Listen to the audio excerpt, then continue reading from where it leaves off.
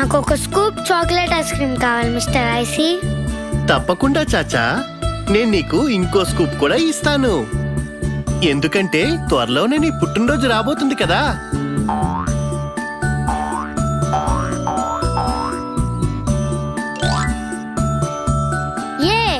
Thank you mister IC.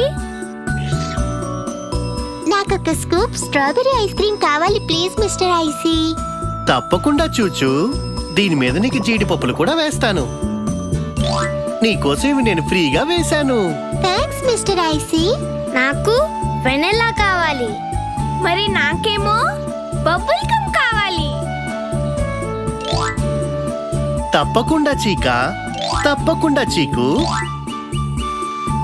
ఏ చీకా ఆగు, నీ చిల్లర్ని మర్చిపోయావు.